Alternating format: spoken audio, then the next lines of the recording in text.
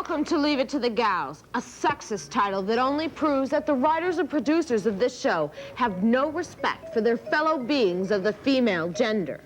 My sisters on today's panel are noted actress and star of the hit series Push Comes to Love, Ms. Tina Gemasino. Entertainer and humanitarian Ms. Honey Mellons. And me, Ms. Ethel Lakin-Palmer.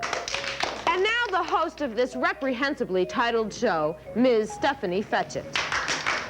Thank you for that daunting introduction, Ethel, and welcome once again to Leave It to the Gals. For a long time, equal employment opportunities for women have been guaranteed by law.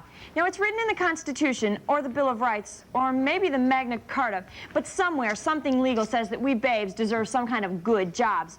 But despite legal rights, and sometimes even a nice figure, some gals still aren't being taken seriously by their employers.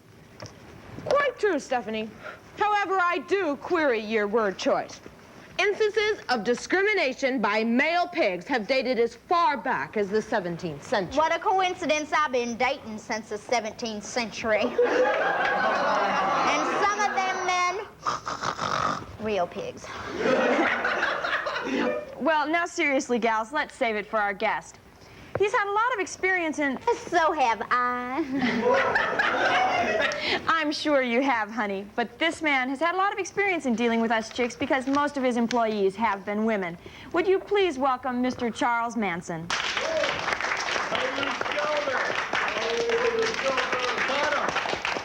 Welcome, Mr. Manson. Thank you. It's good to be here. Well, gals, does anyone have an opening question for our guest?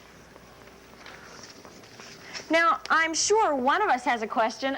Tina, you look a bit quizzical. You know, like everyone always tells me that, and I never know what they mean.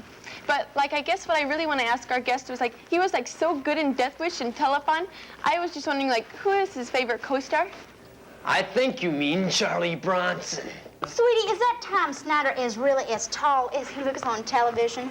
He's about 6'5" or 6'6". Ooh, big and handsome and tall. That's the way, I like it. Oh, right, I know who you are now. I really liked you on Switch in your cute impersonation of a mad scientist lab.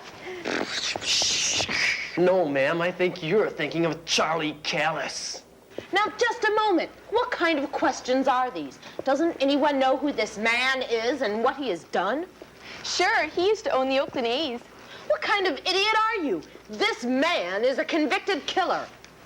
Well, you don't have to shout, sweet stuff. Don't call me sweet stuff. You're a disgrace to the sisterhood. I was going to be a sister once, but I failed a few of the vows. Really? How many?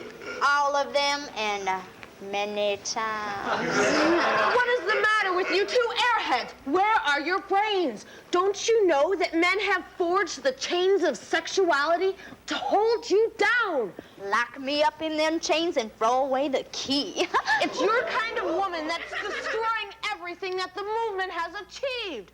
What with your wanton little jokes and your sly winks and comments, it's disgusting. Everything that We'll be back to see if we can straighten this mess out.